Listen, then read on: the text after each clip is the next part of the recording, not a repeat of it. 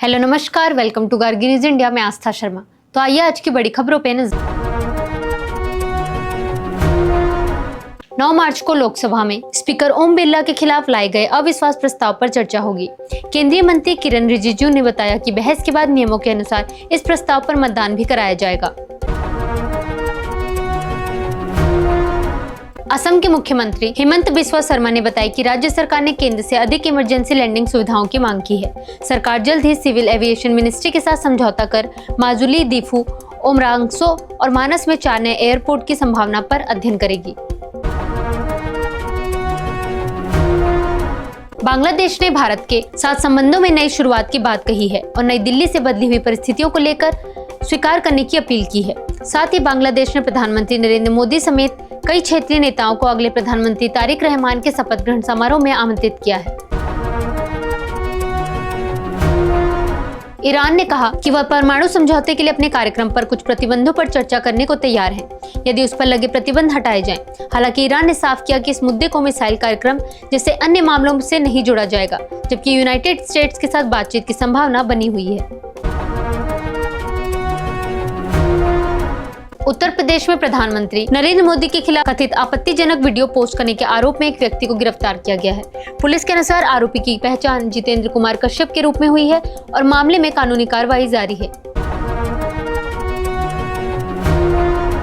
उपराष्ट्रपति जगदीप धनखड़ और प्रधानमंत्री नरेंद्र मोदी ने महाशिवरात्रि के अवसर पर देशवासियों को शुभकामनाएं दी। दोनों नेताओं ने देश की सुख समृद्धि और भगवान शिव के आशीर्वाद की कामना करते हुए भारत की आध्यात्मिक परंपरा को नमन किया। एंटोनियो गुटेरेस ने भारत को एक सफल उभरती अर्थव्यवस्था बताते हुए कहा कि एआई शिखर सम्मेलन की मेजबानी के लिए भारत सही स्थान है। उन्होंने जोर दिया कि आर्टिफिशियल इंटेलिजेंस केवल यूएस और चाइना जैसे देशों तक सीमित नहीं रहनी चाहिए, बल्कि निर्मला सीतारमण ने म्यूनिख में कई महत्वपूर्ण द्विपक्षीय बैठकों में हिस्सा लिया और भारत में निवेश के अवसरों को प्रमुखता से रखा। बैठकों के दौरान उन्होंने इस बात पर जोर दिया कि यूरोपियन सेंट्रल बैंक यूरोपीय संघ भारत मुक्त व्यापार समझौते के तहत व्यापार को सुगम बनाने में अहम वित्तीय भूमिका निभा सकता है। कांग्रेस नेता राहुल गांधी ने अमेरिका के साथ प्रस्तावित व्यापार समझौते को लेकर केंद्र सरकार पर किसानों के हितों से समझौता करने का आरोप लगाया। उन्होंने अतिरिक्त उत्पादों को लेकर सवाल उठाते हुए पूछा कि क्या दालों और अन्य फसलों को अमेरिकी आयात के लिए खोला जा रहा है। नागरिक उड्डयन मंत्री राममोहन नायडू ने कहा कि सरकार गैर निर्धारित उड़ान संचालकों और अनियंत्रित हवाई अड्डों की गहन समीक्षा कर रही है। डीजीसीए ने इसी महीने एनएसओपी के लिए विशेष सुरक्षा ऑडिट भी शुरू कर दिया है। केंद्रीय गृह मंत्री अमित शाह ने अमेरिका और यूरोपीय संघ के साथ व्यापार समझौतों को लेकर राहुल गांधी पर गलत जानकारी फैलाने का आरोप लगाया। उन्होंने कहा कि इन समझौतों में किसान के हित पूरी तरह सुरक्षित हैं और सरकार उनसे कोई समझौता नहीं करेगी।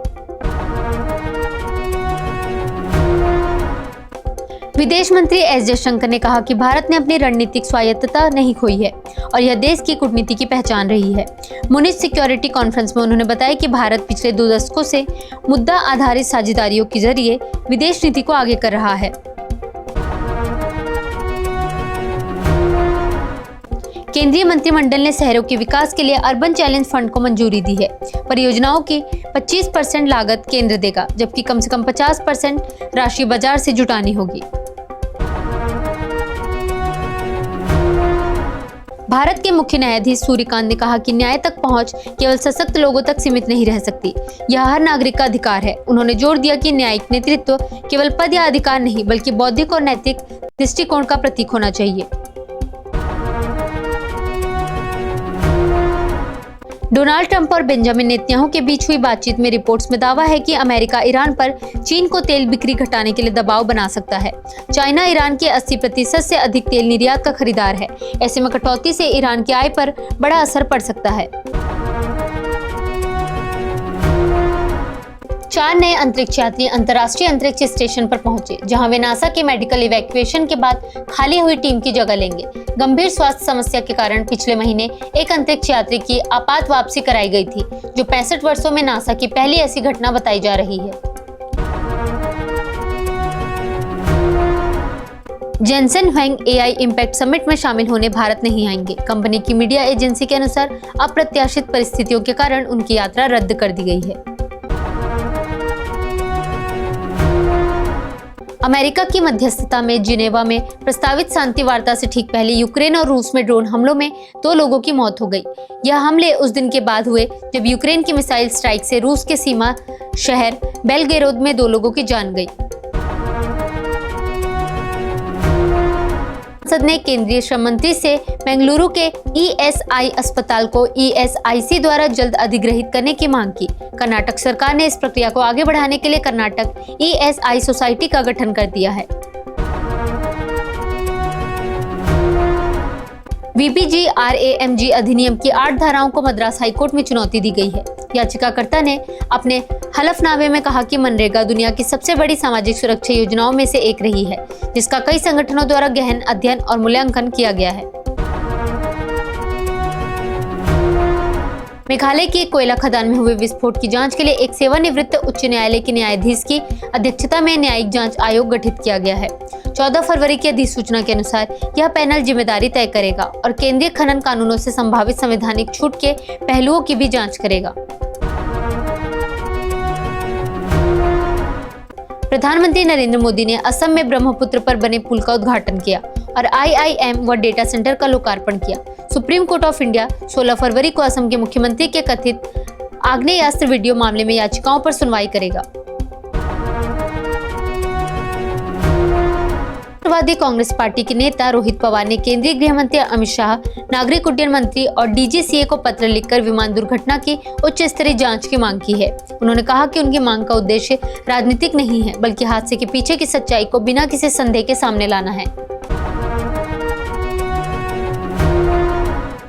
अफ्रीकी संघ आयोग के अध्यक्ष महमूद अली यूसुफ ने 39वें शिखर सम्मेलन में फिलिस्तीनी लोगों के संहार को तुरंत रोकने की मांग की। उन्होंने कहा कि फिलिस्तीन में जारी पीड़ा मानवता की अंतरात्मा को झकझोरती है और इसका अंत होना चाहिए। तो ये थी आज की बड़ी खबरें। बने रहिए गार्गी न्यूज इंडिया के साथ। मैं आस्था शर्मा। धन्यवाद।